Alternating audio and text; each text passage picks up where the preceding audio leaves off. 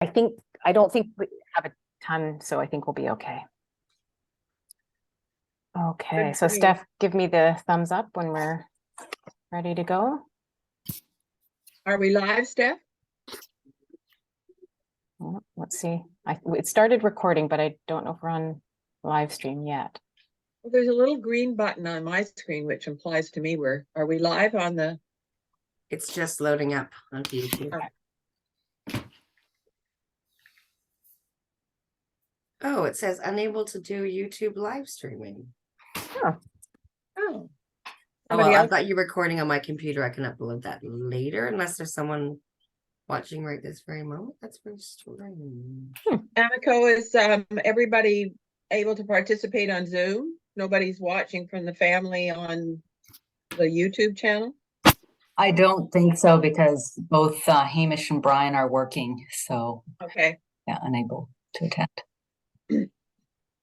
Okay, so should we proceed, Yes. Steph? Yeah, okay, all right, great. So I'm gonna call to order. This is the Housing Advisory Committee. Oh, hang on, I'm just gonna switch so I can properly read things on the right screen. Housing Advisory Committee for Bowen Island Municipality, Wednesday, December 14th. Could I have a motion to approve the agenda? Thank you, Ron. Second. Thank you, Alison. So we will, everybody in favor, raise your hands. Yeah. Okay, unanimous, we'll accept the agenda. Adoption of the minutes. Hopefully everybody's had a chance to review those. Anybody move to accept the minutes? it's going to have to be Ron and Fritz. Yeah, exactly. So Fritz, I'll make you a seconder. Is that all right? Any comments? You know, the last meeting, I think I wasn't there, so. Oh, okay. Yeah. It says regrets. Forgotten. I don't know. Yeah, I was in Europe. That's true. Okay. Okay. So you're okay accepting the minutes as they are? We'll all vote unanimously. Yes, I'm going to say nobody's saying no. We will adopt the minutes. Okay, thank you. So chair's remarks. I think, Steph, you just wanted me to just say a couple quick words to welcome the new members. So we have Councillor Morse and Councillor Wake joining us after the elections. And I do understand that these are temporary positions just because we wanted, there was a few bits of business that needed to happen. So we needed members, and then your positions will be finalized and or might be shuffled in the coming months, as all of the councillors are sort of assigned to various committees. Did I miss anything, Steph, or Councillor Morse or Wake? Did you want to say anything before we sort of get to business? No. No. Okay, everybody's good. Great. Okay, so we have. Is there any public comments, Steph? Nope. No. Oh, sorry. Oh. Yes, Emiko. Did you want to speak? Okay. Yeah. Please go ahead. Yes. Very important one. Good morning, everyone. My name is Emiko Ando, and I would like to provide some background information about the rezoning and subdivision application of 8 Arbutus Bay Road, also known as Lot 1, which this committee will be discussing at this meeting. My husband, Hamish Cumming, and my brother-in-law, Brian Cumming, submitted the application as executors of the estate of my late mother-in-law, Maggie Cumming. Some of you may have known her. Maggie Cumming passed away in 2006, and Lot 1 remains in her estate. Her will included a direction that it be subdivided so that 1 lot could be given to each of her 3 children, and the remaining lots be sold, and the net proceeds form part of the residue of her estate, 10% of which is to be given to the Bowen Island Community Foundation. My mother-in-law had a strong connection with Bowen Island community. She was a longtime resident and was actively engaged in the community as a volunteer and advocate. She had a passion for parks and trails and was one of the founders of the Bowen Island Trails Committee and a longtime member of the Parks and Recreation Commission. She's also a benefactor of the Bowen Island Community Foundation. Lot 1 is about 7.5 acres, and under its current zoning is allowed 3 dwellings and a detached secondary suite. It currently has 2 dwellings with an unattached garage, a horse field, and a horse shed. The official community plan allows for 1 dwelling per hectare, which would allow for 7 single-family dwelling lots. The proposed application, after working with the planning department, includes 6 residential lots averaging 1 acre, so 0.4 hectares, clustered on the southern part of the property near the coast. This includes the 2 existing dwellings and then 1 larger residential lot, approximately 1.2 hectares, closer to the north end of the property, with a covenant that would preserve a large portion of the existing horse field as green space. Approximately 2.89 hectares would be for a nature preserve, preferably the Bowen Island Conservancy, which would include coastal viewpoints. While not referenced in the will, the executors believe this is in line with Maggie's wishes that a portion of Lot 1 be a passive park. The balance of the property is common property, limited common property, or road dedication, approximately 1.26 hectares. So in order to provide for diverse housing and potential amenities, we propose the larger lot, which would include stables, potentially to be used for stables, equine therapy, or agriculture. These would maintain the rural character of the neighborhood, and we are agreeable to having the maximum lot coverage of the larger lot be the same as the 1 acre limit. We took into consideration the affordable housing policy, and while the location of Lot 1 is not close to Snug Cove, nor close to any public amenities, transit, or services, we are aware of the 15% requirement for affordable housing.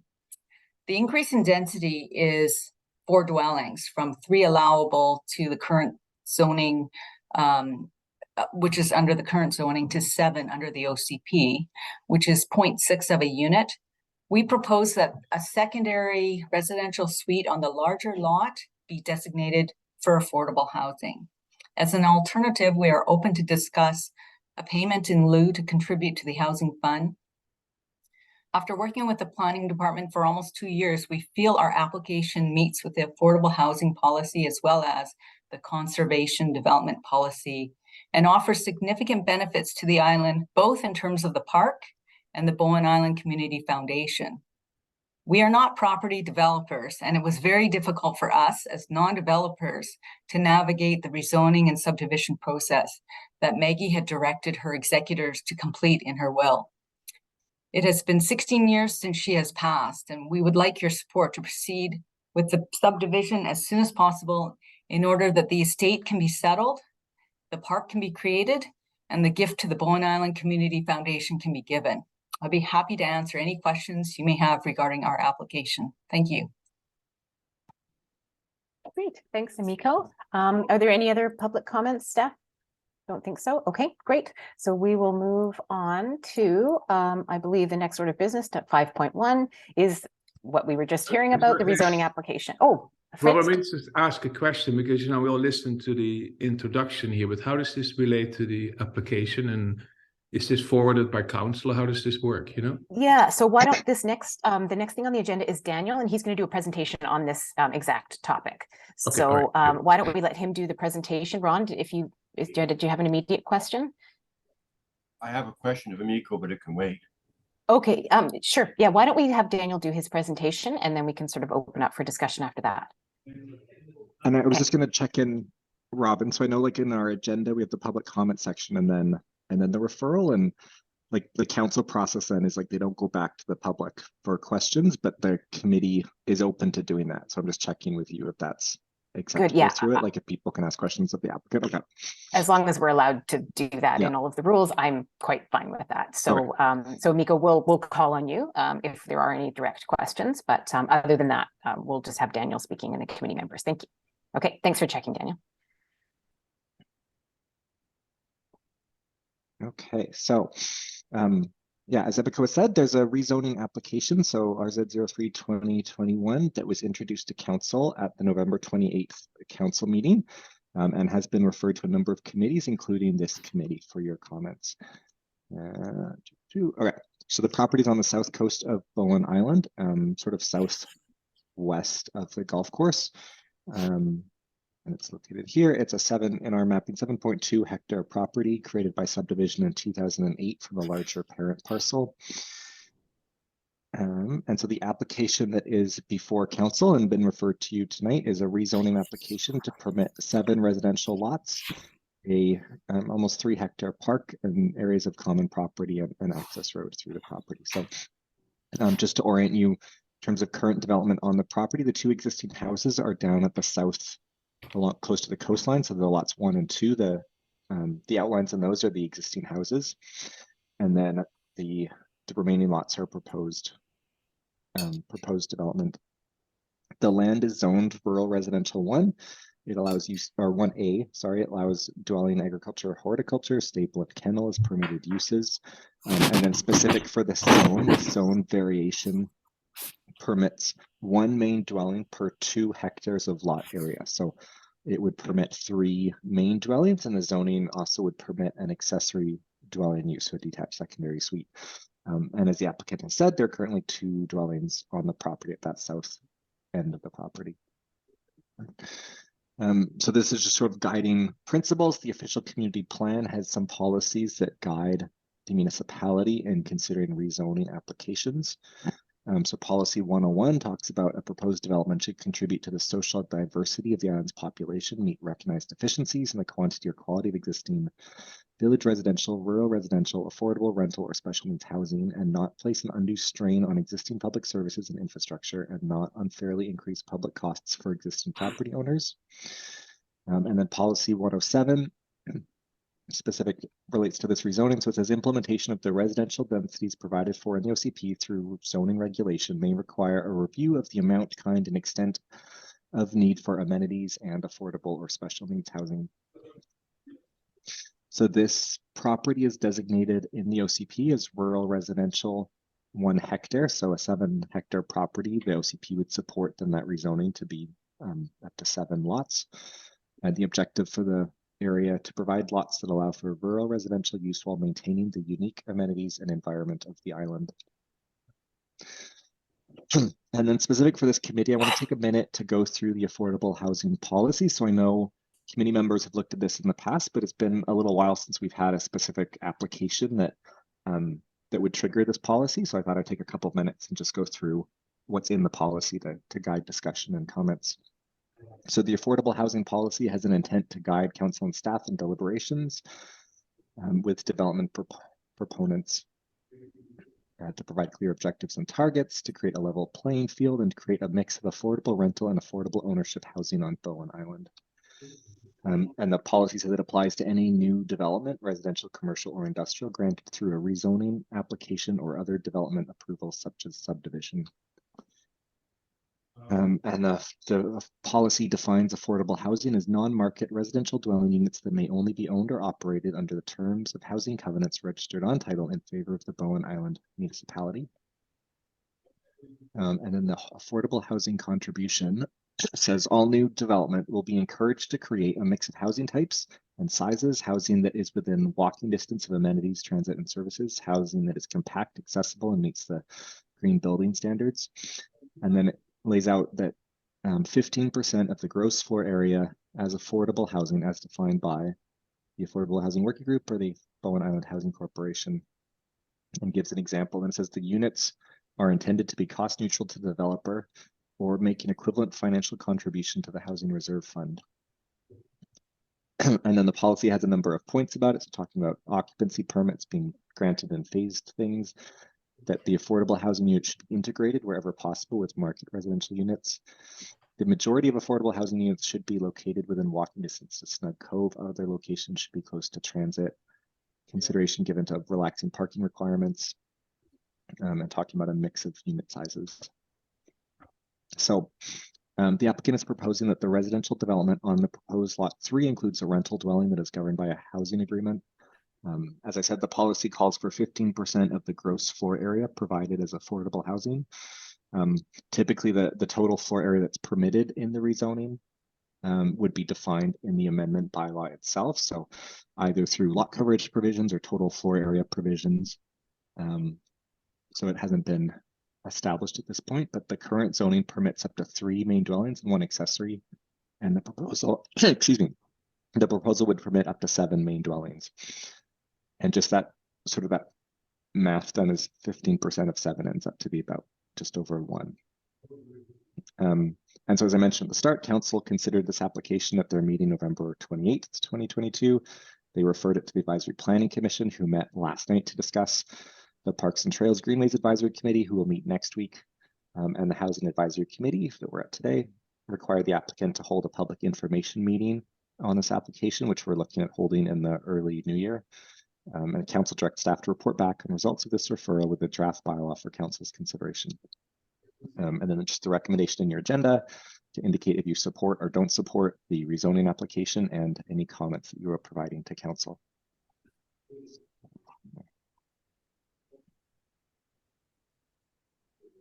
Okay, great. Thanks, Daniel. So I guess I will open it up.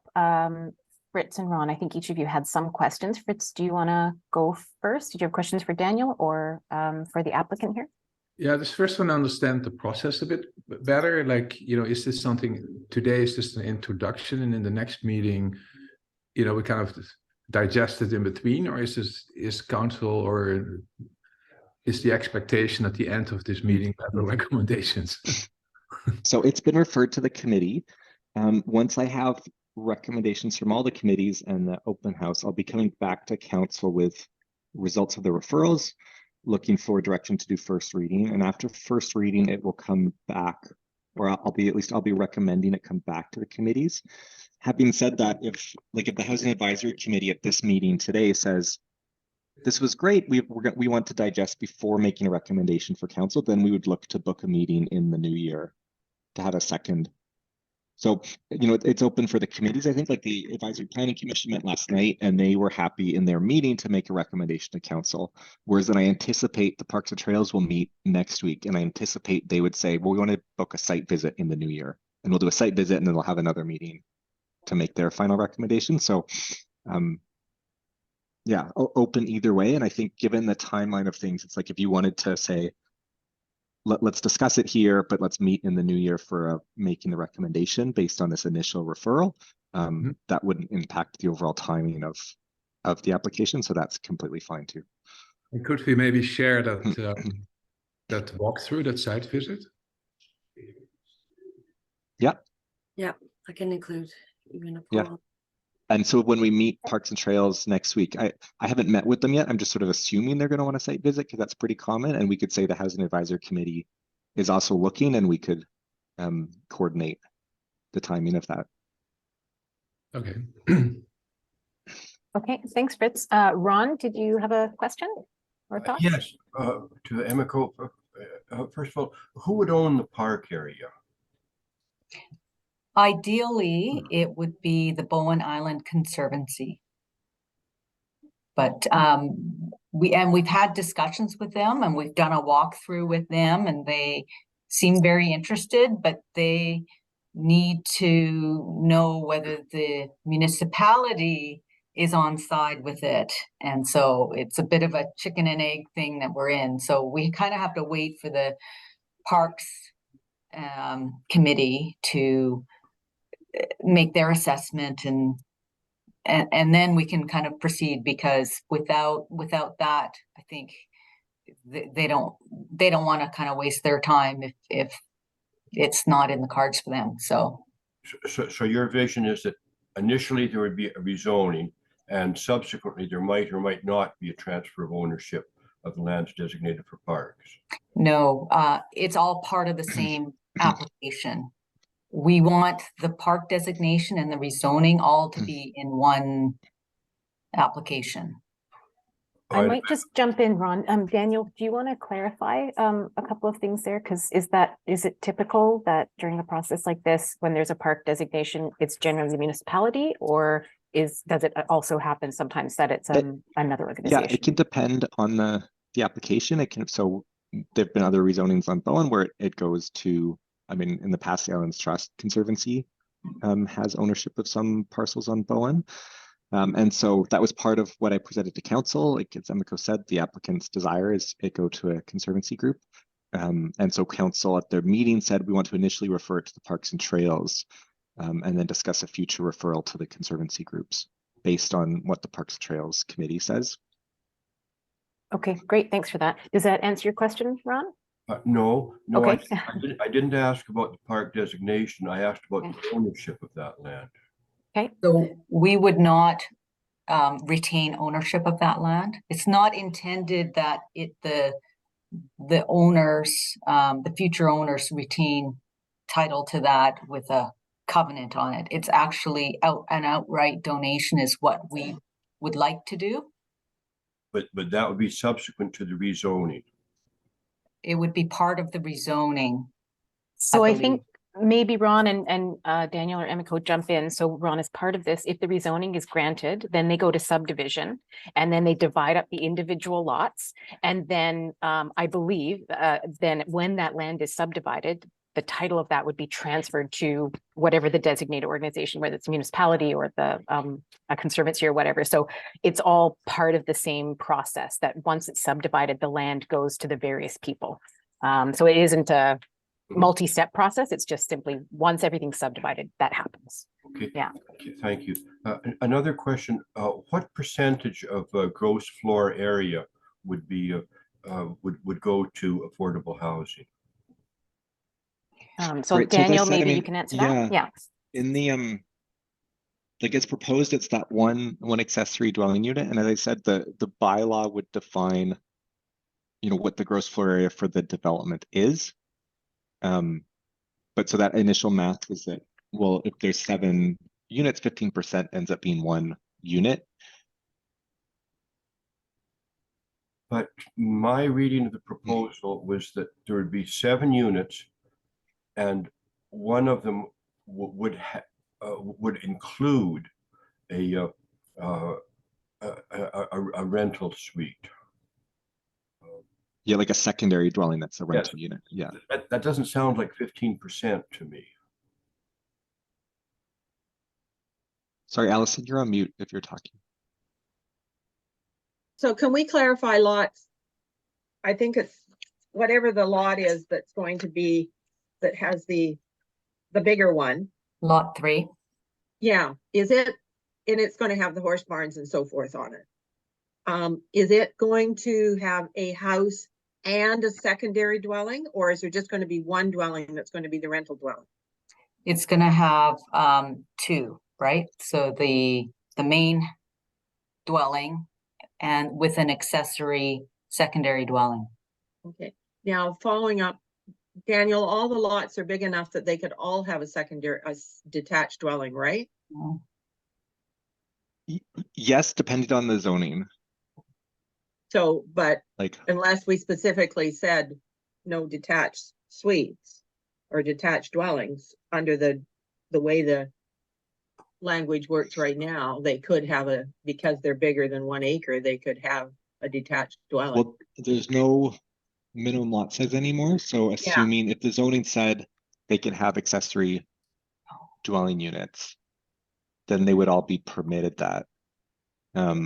That was something actually, Emiko, I was going to follow up with you. I was thinking about it, of like essentially as part of like one of the APC comments was asking for more information on septic, and so it was checking that the septic was being designed to accommodate those, like the southern lots, to have accessory dwelling units or not, and that might determine what happens in the zoning. Okay, so I guess you know, when Tim and I were on the housing working group when we developed that policy, and I guess we were excuse me, I'm morning frog here. We were thinking about the policy on the basis of, you know, more larger complexes being built in the cove, such as been built on Seniors Lane, thinking that smaller subdivisions outside the cove might not want to provide, and they'd want to provide cash in lieu or something. I guess it becomes a mathematical exercise. I mean, you could say 7 lots times 2,000 square feet per lot, or 3,000 square feet, what's 15%? But you want an affordable rental dwelling, so you're not going to want a huge one. So I guess, yeah, the question is whether it's 1 or, I guess Ron's wondering whether it should be 1 or 2. You know, just looking at, so if you said 7 lots times 15%, then I was thinking it was 1 lot that was going to have the affordable dwelling, not realizing it was a going to be a detached suite, so there'd be two houses on. Yeah, and I think it's definitely something that, I'd be looking for the Housing Advisory Committee recommendation on, and that it's true. It's like the way our affordable housing policy is written. Yeah. Works much easier if you're, Snug Cove, because so when it says it's all new development will be encouraged to create housing that's within walking distance of amenities, transit, and services, and talks about, the majority of it should be in Snug Cove. And then the reality is, well, this lot is on the south coast. It's not close to transit. Amenities, it's close to the golf course. But that's kind of the extent of it. So, how does it work on? Well, Danielle, you said it's close to the golf course, but it's also close to the golf club area where, some modest densification is proposed, right? Like a whole semi kind of second satellite from the cove. So in a way, and then the intent is that in the long run, there would be even a walk-on ferry there. Now that may never happen, but in a growing community, it may just happen, right? So I'm just saying is that in my mind, also I think that this is what we constantly run into, is that if everything is supposed to happen in the cove, and it's really difficult to do that, and you have an opportunity to make a few more people happy living in a nice place that is intended to have some form of modest densification, then I don't think there are many other spots on Bowen Island that would allow it to happen. It's kind of the idea that I kind of think in the OCP, you probably know that OCP is actually out of date. There's always people that like the OCP if it supports their own agenda, but the OCP is really weird because in a way, for instance, it has these things in it that the density transfer is still in it, that you have to transfer density from the rural lands to the cove. I mean, that's just totally crazy. So I think it's more like, how does the island-wide develop in a sustainable way? Like it needs a bit of a different view. And this seems to be a location, if there's more density allowed to be around the clubhouse, and this is walking distance from it, then why would we have a difficulty with having more people, contributing to a more dynamic place there? It's. I think I'm in agreement, Fritz. Yeah. Step back and you look at the big picture. Then, if this doesn't fit in, then what are we going to do? So Yeah, I'm just gonna. Alison, do you have something quick, and then I want to go to Tim. Yeah. I wanted to raise a process issue. We're talking about the affordable housing and what we want. So whether the whole application is good or bad or indifferent isn't in our purview, correct, Daniel? We're talking about, is the affordable housing the right, the right amount, and would we push cash in lieu because we don't think it's the right location? And put me back on the speakers list because I want to talk about following up on Fritz on the location. Okay, I want to go to Tim so he can have a chance to say something. Go ahead, Tim.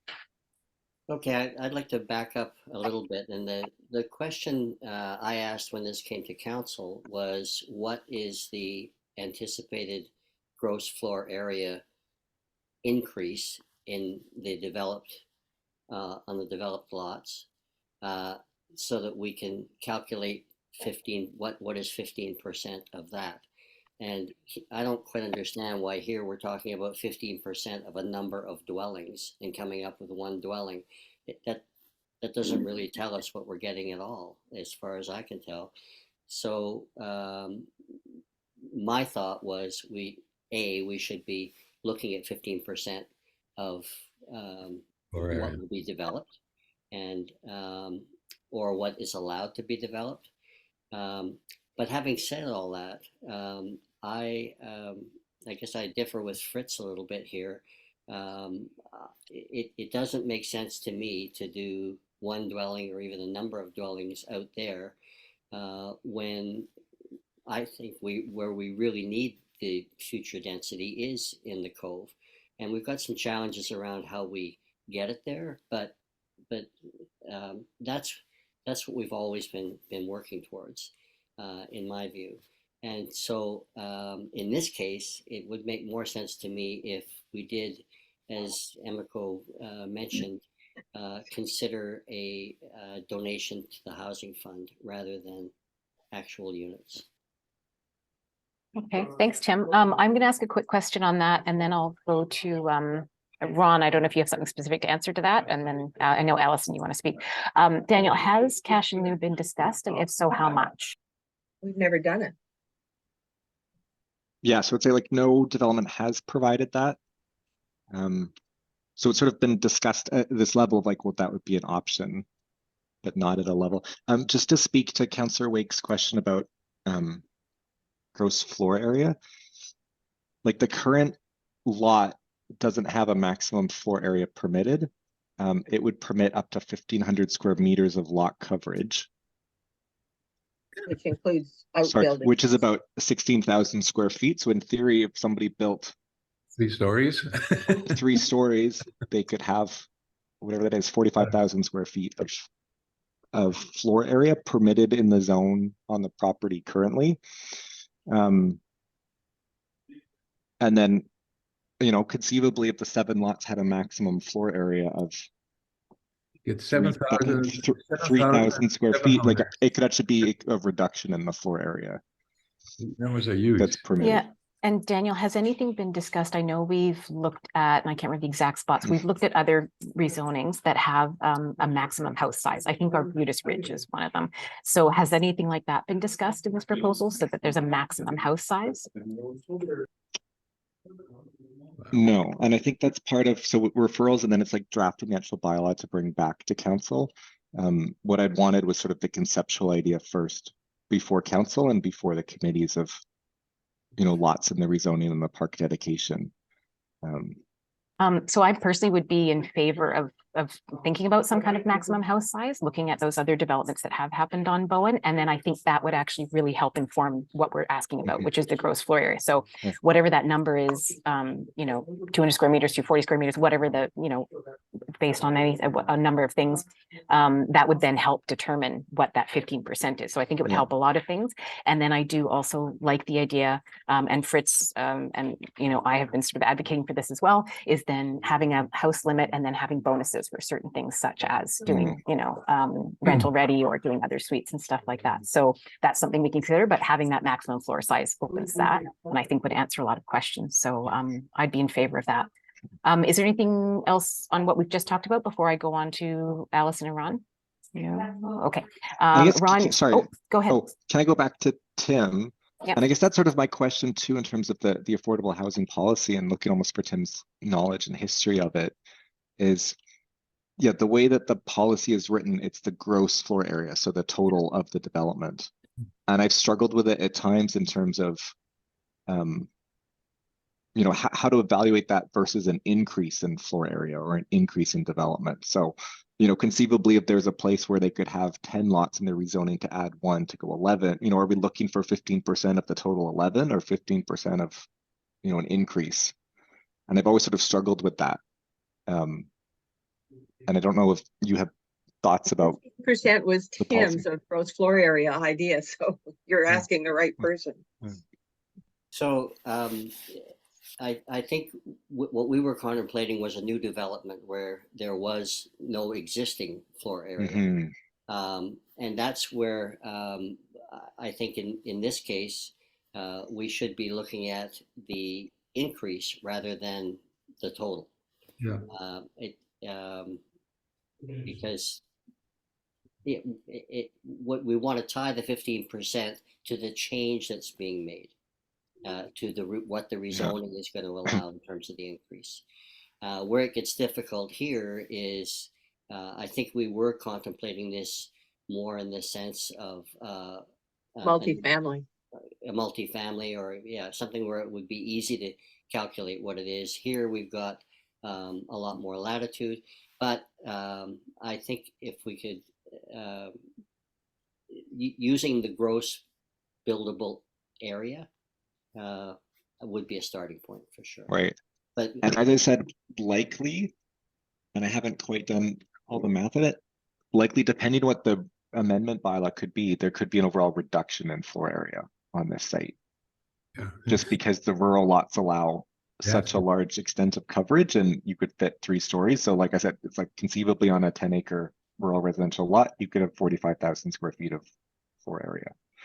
So, I mean, my interpretation in that case, and happy for this to be a discussion point today or at a subsequent meeting, would be whatever the final decision is on maximum house size and lot coverage and all those things, then based on that, based on the previously approved 3 dwellings, then whatever the addition above that. Do you know what I mean? You'd sort of apply the new rule, and then what was Right. previously there allowed, then you would take that new addition. Like, I think you could sort of figure out the math in a way if So you the wanted to zoning consider said the the addition. 7, you could have a maximum size of whatever it is. It's, you can say it's 200 square meters or 300 square meters, and we say, okay, well, the 3 existing dwellings of that Are- level, and increases the new dwellings at that level. Okay. That's, I think, how I would interpret it. So the 3 at the 300, let's just call it round numbers, that 900 is what's the base number, and then the increase of the 4, the 1200, whatever, that's the increase. And then you would count that as, if that's what we're talking about in terms of just the addition and the increase. Yeah. That sounds right to me. So Emiko, did you want to have a quick comment?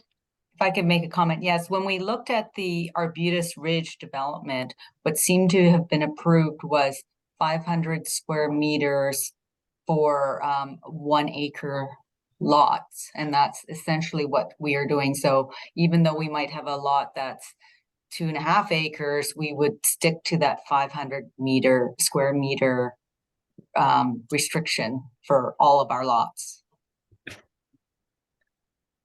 Okay, thanks for that. So I'm losing track now. Ron, did you have anything that you wanted to comment on? And then I'll go back to Alison. Yes, if I understand correctly, there are already 3 existing dwellings on 2. Okay, well, There's 2, there's permission for 3 and an accessory. So like the zoning has permission for additional dwellings beyond what, but 2 exist on the site. well, Third one hasn't been built. I would think that the 15% affordable housing requirement should be should apply only to new construction, not existing dwellings.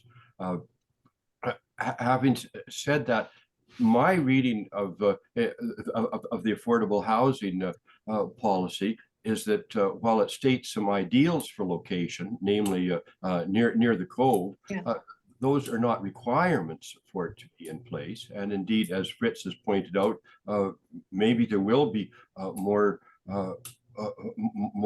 concentration on the south end of the island that would make it an even better place for affordable housing. For the time being, the affordable housing policy is 15%, period. And as to Councillor Wake's comments, I don't think that granting an exemption in this case is a means to have more affordable housing in the cove. It's simply a means to have less affordable housing on the development site.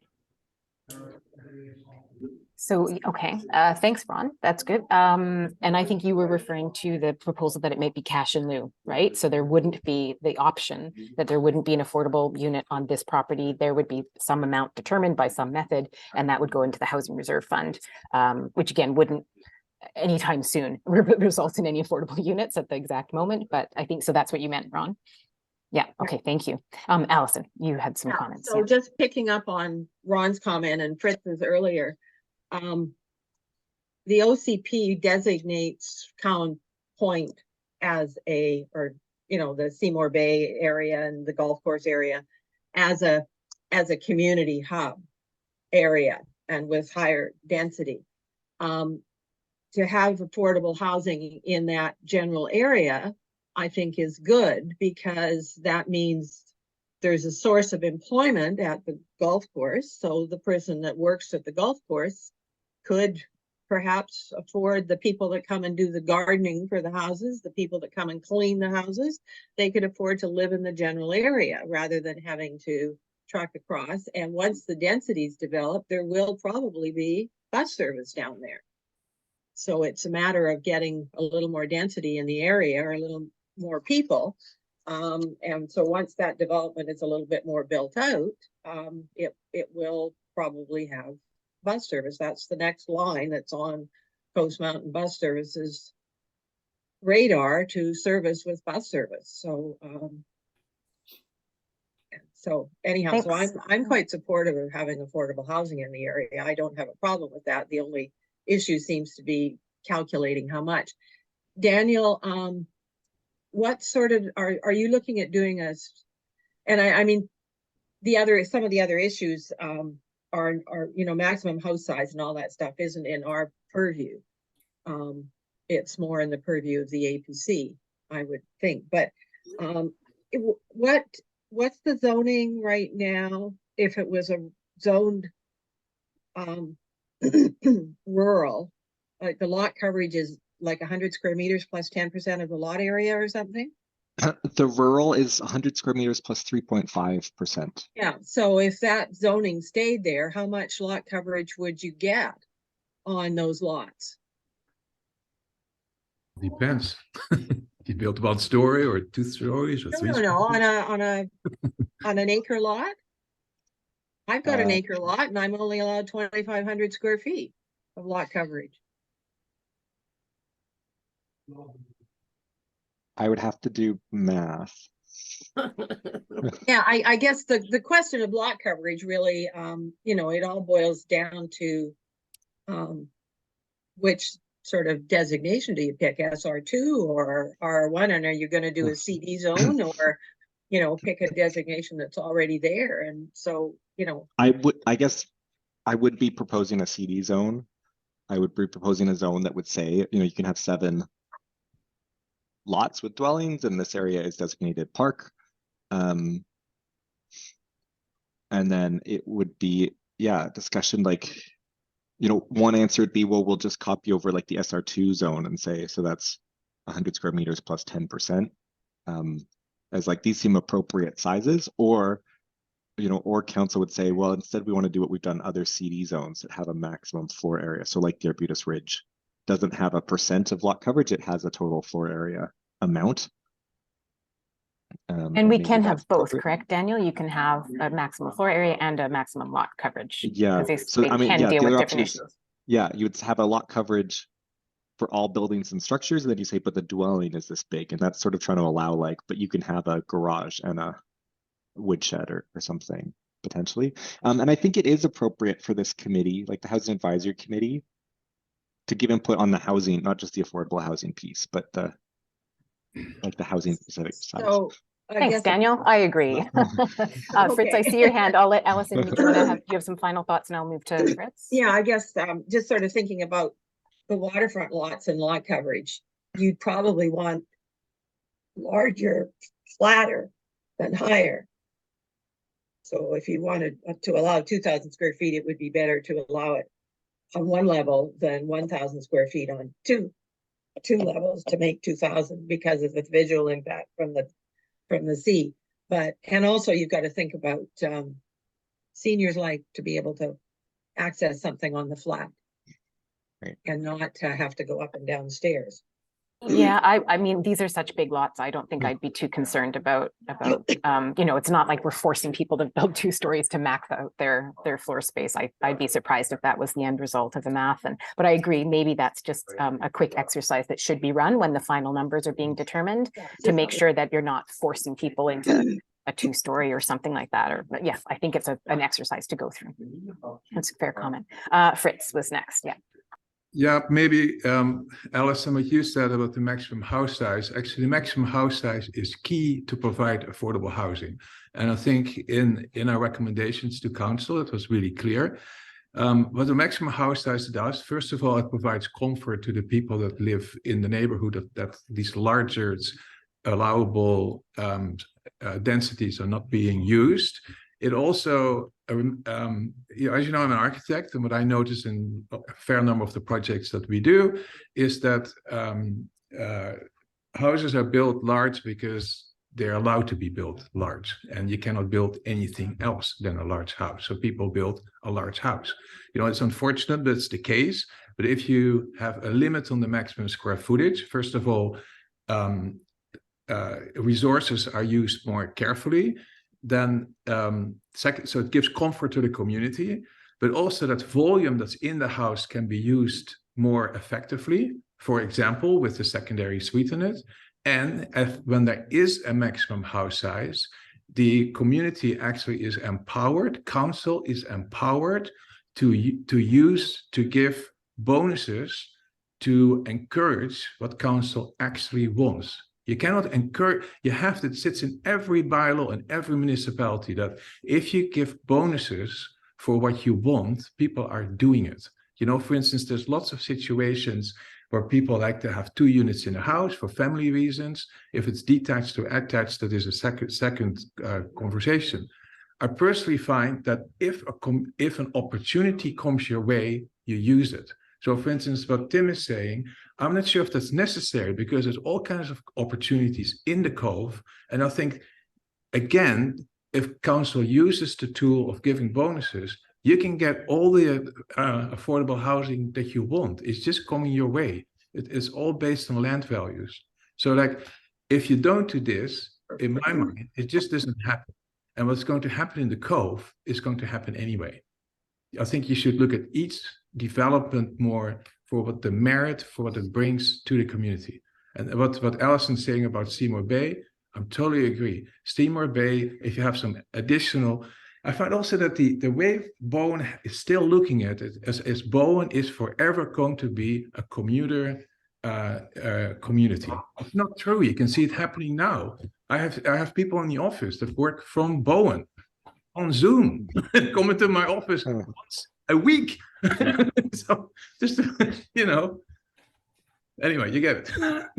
Thanks, Fritz. Yeah, I think predominantly, I think a lot of us feel that it sounds like we're all in agreement that this location is acceptable for this kind of unit, and that I mean, I think if we were talking about a 20-unit development, we might have more questions, but we're talking about 1, maybe 2, I don't know how, or whatever floor area we're determining. And I really, in my opinion, I think it's great to have these little pockets around the island in every neighborhood, because there should be affordable housing in every neighborhood. And I think these opportunities of 1 or 2 units or whatever that number looks like are great to sort of pepper them around the island. So I do have a few questions. I'm just going to add Emiko, and I so quick, probably thumbs up or something. I'm just clarifying, you don't intend to build any of these things as a developer. You're going to subdivide the lots and then sell the lots, including lot 3. That's correct. Correct. Okay. And You know, so we're then, not developers, and yeah, you know, we just can't even afford to do nope, that. of course. So you would be selling that lot 3, and then there would be a covenant on that whoever builds the house on that lot has to build an accessory build, whatever, however they do it, right, a separate suite, and it will be covenanted and have a certain limit of rent, whatever that calculation is to make it affordable. Daniel, is that considered, or I guess it's to be determined, but have you discussed, is that in perpetuity? Is that 10 years, 20 years, which has been done previously? Is there any limit on that? My recommendation is that it's always in perpetuity. I know there's a couple examples we have where there's a time limit, but generally my, you know, sort of opinion, and my professional opinion, is that if the density provided in the rezoning is in perpetuity, and therefore the amenity is in perpetuity, it's sort of the tie to each other. There is sort of the practical point of like a housing agreement ends up defining a unit very precisely. Like if you look at existing ones we have, like for the pub, it's like there's a floor plan of the building, there's a designation that it's like this unit in the building. So presumably, you know, when the building needs to be redeveloped, there needs to be sort of a re-examination of the housing agreement, and at the very least needs to be updated with a new floor plan. And then the other thing is just obviously it's like a housing agreement is a bylaw adopted by council, registered on title. There is always an avenue for an applicant to come, or the owner to come to council to ask to be reassessed, and council would have to, you know, evaluate it at the time. So in perpetuity without an expiry date. Yeah. Great, thanks for that. Sorry, there's a bit of background noise here. The other question that sort of relates to that is, and it would be determined, we'd look at past precedents, but there would be in the bylaw some sort of very specific description of what is affordable. Like it would be very clear in the bylaw what determines affordable rent, whether it's a hard number or a percentage below median or something like that. Yeah, sorry, what? Yeah, and I think when we come back maybe to council or to this committee, that would be good to discuss. So we've done it. So like the pub and the distillery both have a measure that is tied to CMHC's market rates for Metro Vancouver, and it's defined as 10% below that rate. CMHC doesn't track Bowen rentals. But then more recently for the Bellringer apartment building, it uses a measure that is BC Housing's HILS, so housing income levels, I believe, which defines an average income level, and then it defines the rent based on 30% of that. So 30% and then divided by 12, and it says that's the maximum rental rate. I remember when that was proposed, I did some analysis of looking like, well, what's the actual impact of those two different numbers? And it ended up being pretty close. Like there wasn't a whole lot of difference. And the Bellringer apartment wanted to use that because they were also receiving funding from CMHC that used that as a metric. So they just wanted like both their numbers to match and be consistent. And they found that was easier. But sort of Okay, if yeah. this comes back after first reading, we could have that greater discussion of like what's an appropriate way to define it. Okay, that's really helpful, I think, and good to know that those two methods have been used. They ended up being quite equal. I think if it's a single lot, it's easier to have the 10% of CMHC because there's no, privacy issues and all that sort of stuff, and much easier to administer. Sure. Yeah, I mean, I think I'm open discussing that. I saw Fritz's hand and then Tim's, and I still do have some more questions. So Fritz, go ahead. Yeah, there's something, the floor space, the 15% floor space, I think that's definitely the way to go.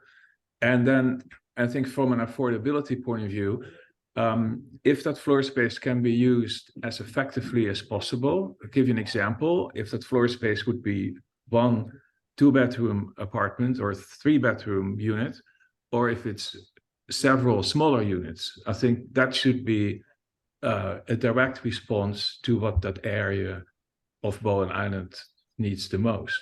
So I think restricting it in units, I find is taking a valuable resource away from providing affordable housing. Okay, thanks, Fritz. Tim, you want to go ahead? So on the issue of what is an affordable rent, and we struggled with this a lot back in Whistler over the years. And the problem I have with 10% below market is we have no control over market. And we've had a dramatic example of that, in the last decade. So it doesn't necessarily actually reflect what is affordable to the people who are actually going to be living there. And using the BC housing, sort of social housing numbers, it just isn't that straightforward either, because of where those numbers are generated from, in comparison to what I would call, so the difference between social housing and workforce housing. What we're looking for is workforce housing. So my suggestion would be that we actually establish an affordable rent at the time, and we can talk about how we do that, but on a per square foot basis. So, for example, $2 per square foot per month, and then have that appreciate with the consumer price index or something like it over time. Would make more sense. If I can just add one thing, back to the discussion about floor area versus number of units and location. I'm not so fussed about whether this housing goes on this site or in Sud Cove or somewhere else. I'm more concerned about how this is going to play out in terms of number of units and square footage, because we keep talking about one unit here, and to I think this is what Fritz was kind of getting at. Just for example, if we said, just for example, if we'd said the maximum floor area for the 4 additional homes that we're building is 4,000 square feet per home, and then we said so the gross buildable is 16,000 square feet, and we took 15% of that would be 2,400 square feet. And if we did that, it doesn't make sense to me that we're building one unit for affordable housing that's 2,400 square feet. Exactly. So Yeah, I think that's why, to me, it's just a lot simpler here if we do it as a cash in lieu, and then we know it's going to go to affordable housing wherever it is. It's going to have, you know, the proper covenants on it, and the location will be sorted out, and the units will be an appropriate size. Okay, thanks, Tim. I had one more question. Has affordable ownership been discussed, Daniel? I believe, Emiko, correct me if I'm wrong, I believe we discussed it initially, but not extensively. So initially, our project had more lots, like 10 lots. And because we understood we would not be able to get a bump in our density, we're stuck with 7. But initially we were thinking one of these, if we could have 8, then we could actually have one lot be for affordable housing ownership. But again, there's no precedent on how do you determine what the price is and all of that. Like, I'm not aware of that for Bowen Island anyway. I feel like that would certainly be something still worth discussing. I don't know if we're past that point, Daniel, but this seems like it could be a great opportunity for an ownership as opposed to a rental. Like, one of my hesitations is that this lot's going to be there. It's going to have this covenant on it. And then it's up to the future owner of that land to be in control of that rental unit. There's sort of many different factors of that. Do they maintain it? Like, can they actually evict the person and keep it empty? Can they, there's a whole bunch of factors that I think would have to be addressed in the bylaw to some extent. But I just feel like there's a lot of things out there that you would have this private owner in control of the rental, although obviously we have examples of that with the pub and the distillery. They're larger buildings, but that's just something I'm seeing as something that would have to be determined. And I just see like this could be a great opportunity for affordable ownership because it's much simpler. And I agreed, Emiko, you'd have to come up with some sort of valuation and all of those kinds of things, but just carving off a little bit of land, selling it at whatever discounted below market rate to a person, and then it has the covenant, Tim, you can figure that out, right? It's sold at this price, it escalates at whatever percentage, and then it's up to that person to build their home. So, I just think it should be an option that should be on the table at this stage. I think it has a lot of merit. Alison, I think I saw your hand, and then Ron. Ron's up too. Yeah, Okay. I was going to ask about the affordable ownership, and I guess so. We had done that with Belterra, so there is some precedent. But it would have to be carving off a much smaller piece off the corner of the field area, I guess. So is that a possibility, Daniel?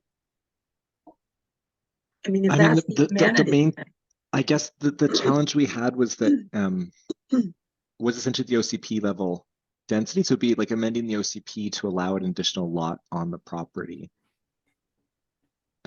So if that's something like council said, this is our desire is actually to additionally amend the OCP, or it would be removing one of the lots. Like if the goal is 7 lots to be consistent with the OCP, then either it's going to the applicant and saying, well, okay, but one of those lots is a non-market lot. Okay, so you've picked 7 because of OCP consistency. Yeah, correct. Okay, that wasn't totally. And so isn't there a provision in the OCP that allows for lesser density, lesser lot size if you're providing an amenity in the way of affordable or rental housing? But I would have said lower, like smaller lots, but not necessarily a greater number of lots. So if you have 7 lots and one lot is affordable and you build 2 houses on it and they're in a strata, then you have 2 smaller homes on one lot. But because the lot, the size of the home and the cost of construction is so high that nothing is going to be affordable.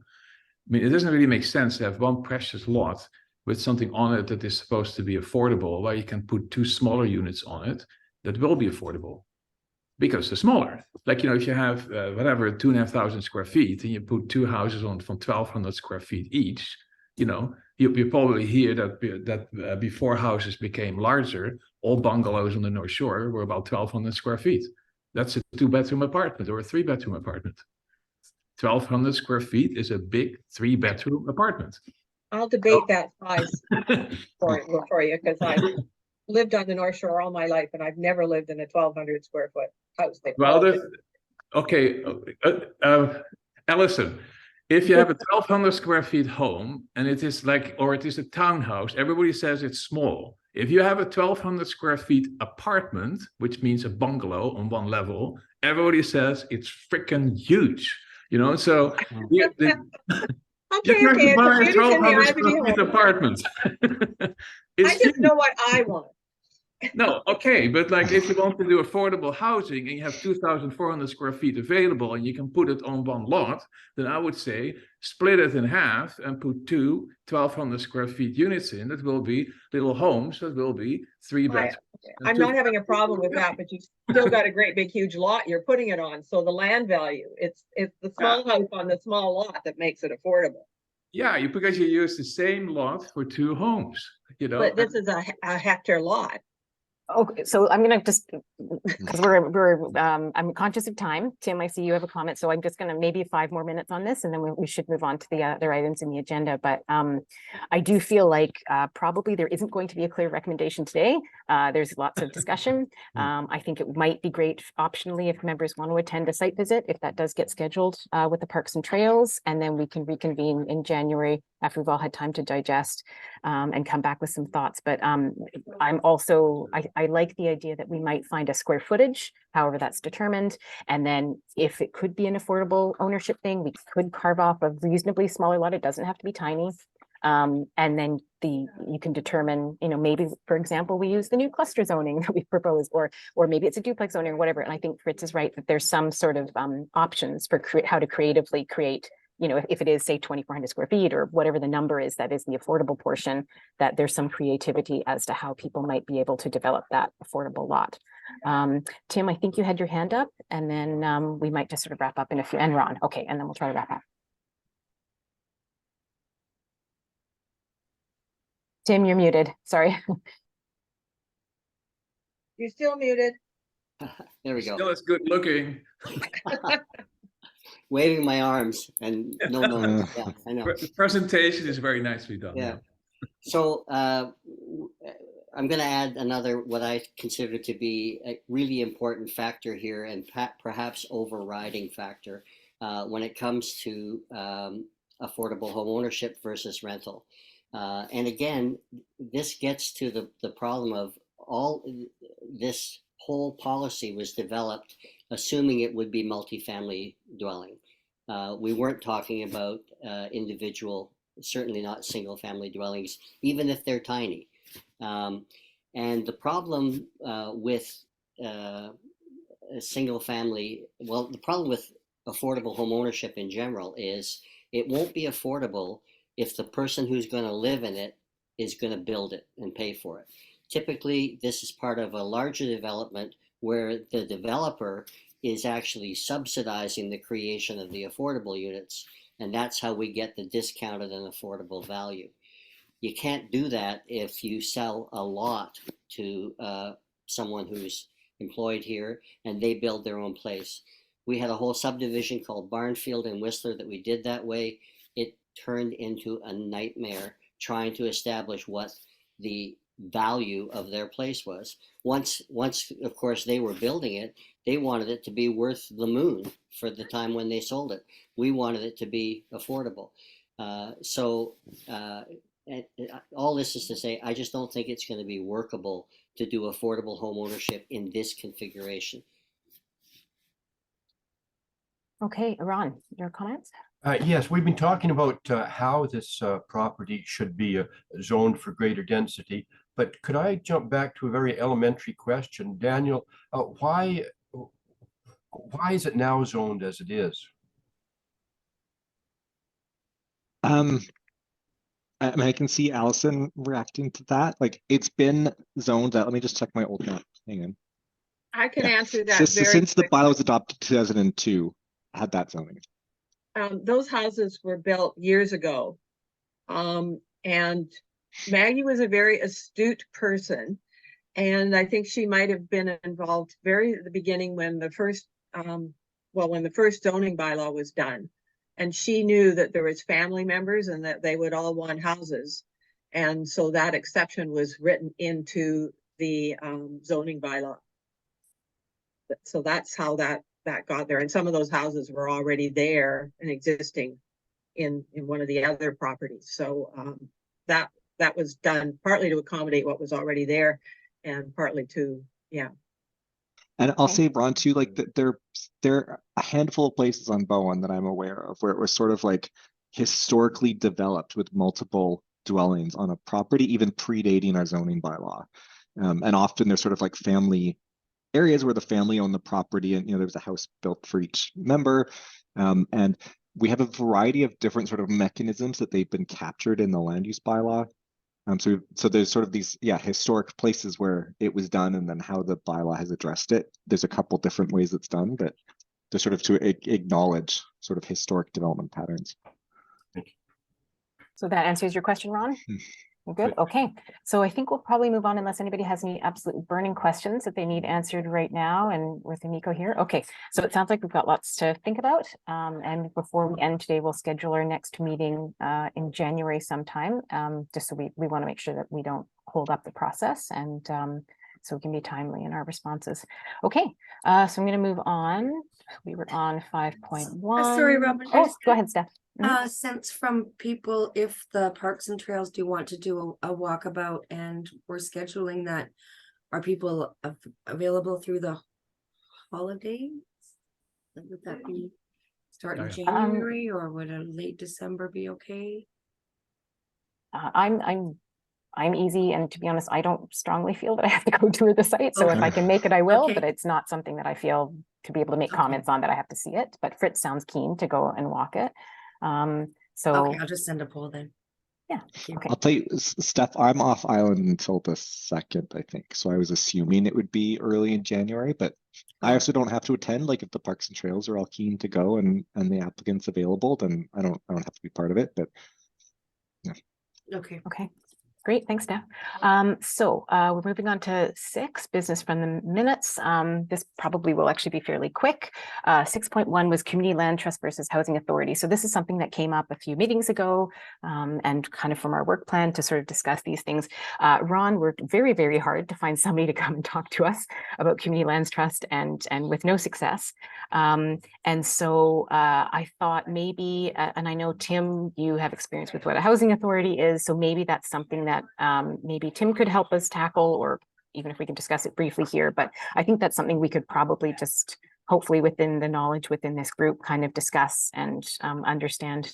I don't know, Tim, do you think in 5 minutes we could have a quick conversation to explain what the difference is between Community Land Trust and a housing authority? Or is it something we maybe should prepare for, and then we can so the other thing, sorry, Tim, I asked you a question and then cut you off. The other thing, and maybe it could be helpful. So 6.2, there was government funding sources for housing. Again, something that came up. I've actually asked, Birch is using the consultant City Spaces, and I had a conversation with them the other day and asked them if they would be willing to come and do a presentation to our committee to explain the various different government funding sources for housing, and they said they would be happy to. So if we can give them dates for our next couple of meetings, they'll see who they can assign. And so actually, just as I was thinking out loud here, maybe they can also we can ask them to touch on Community Land Trust and Housing Authority if they have that knowledge, to kind of just give the group an overview of what those terms mean. Tim, I don't know if you have the comment, because I think you're probably the most knowledgeable out of the group. Okay, well, I don't have a lot of experience with community land trusts, but to me, a housing authority serves the function that we need here. And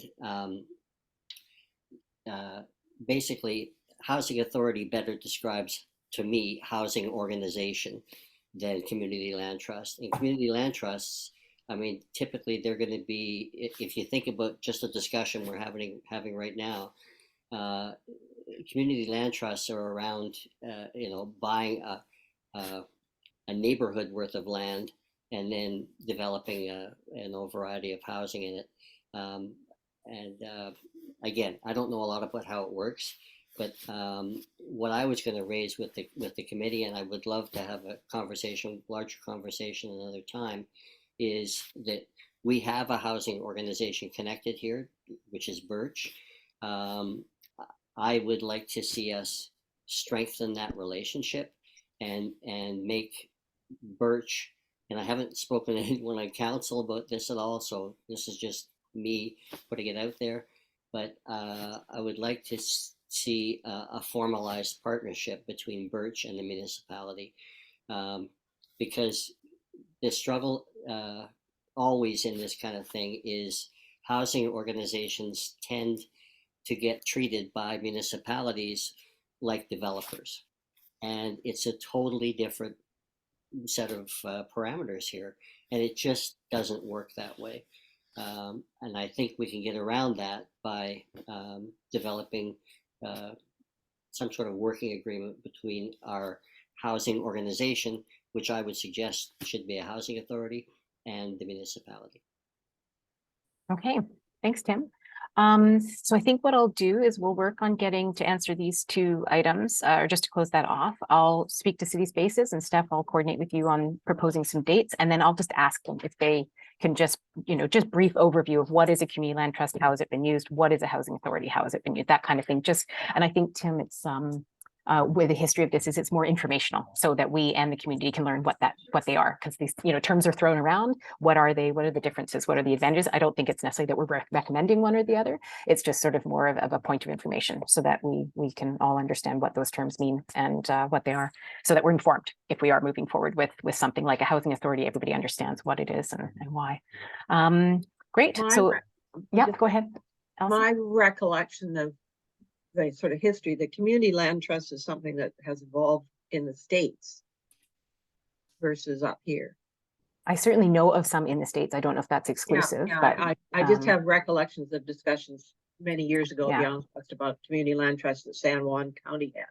right. And I'm sure and certain there's one in Vermont as well. So yeah, I so have a feeling it's an American concept that maybe Yeah.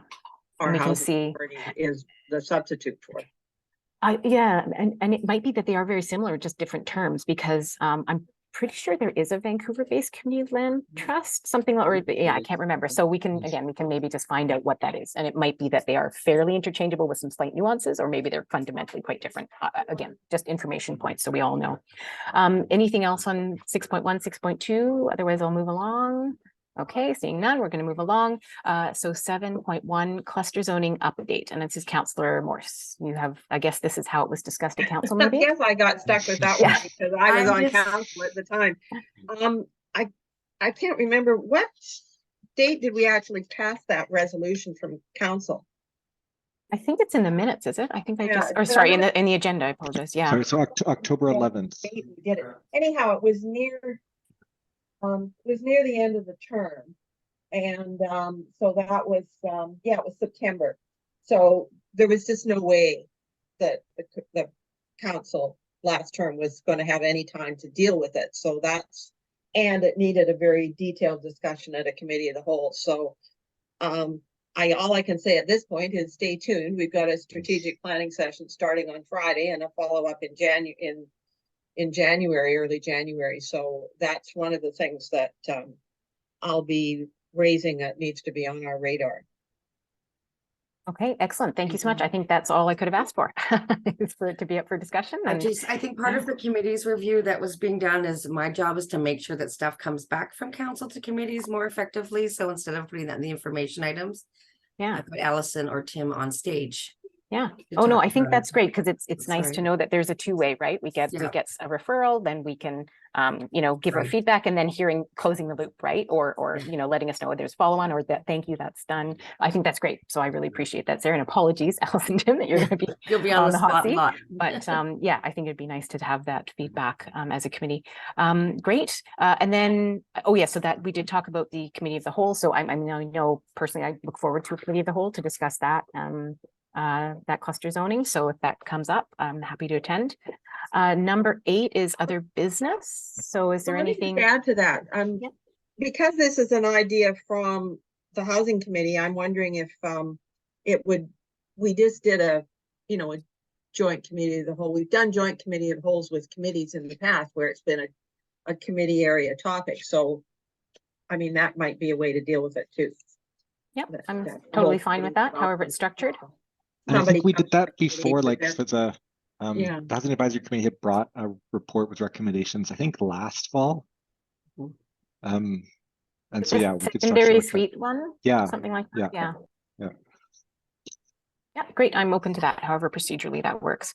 Okay, new business. Does anybody else have any other things they want to talk about while we're all here? Any other thoughts? No? Okay.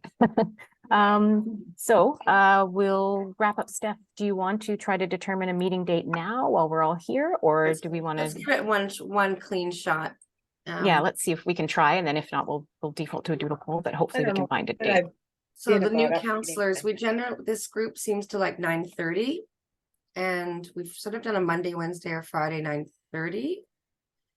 Do those, Wednesdays aren't a popular date for me, okay, but I'm good with Monday mornings, so. That's, Councillor Wake? I'm pretty flexible. Okay. Okay, so why don't, oh, this is great. I love this. So why don't we say, preferably a Monday morning that's a council day, that way. okay, if you wanted to Monday, have a long January weekend 9th. Of a non-council, you could do it. Unfortunately, I am not available that exact day at that exact time. Okay, it's okay, we're just throwing darts. So Could be a little Monday, later in the day, or that week, Wednesday and Friday work at that time. Okay, Which week are we talking about? the 9th. I was at the 9th, but what about, can we do the 16th, Councillor? Or, sorry, Wednesday. We've got strategic planning is on the 11th, so then you might have some answers about a possible cow on the 11th. So why don't we do Friday, Friday the 13th? Oh, that's very ominous sounding. Yeah, Or- Friday the 13th works for me. Yep, that's fine for me.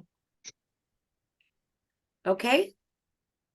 Ron Yeah. and Fitz? Sorry, what? So Friday the 13th, 9:30 a.m. 9:30 a.m. Wow, Right. thank you. Okay. Wonderful. Thanks, And everybody. that works That's for Daniel. always for, easier. The Yep. rezoning. I Yeah. have I'm looking at Daniel's calendar. Okay. And that's good. That gives us sort of 2 weeks to fit in a site visit if people want it in January there. So, Okay. okay. Excellent. Well, thanks everybody. And thank you, Alison and Tim, for joining us, and have a happy holidays, everybody. And we will see you in January. Okay. Thank you. Okay. Thanks. Thanks, everybody. Thanks. Bye.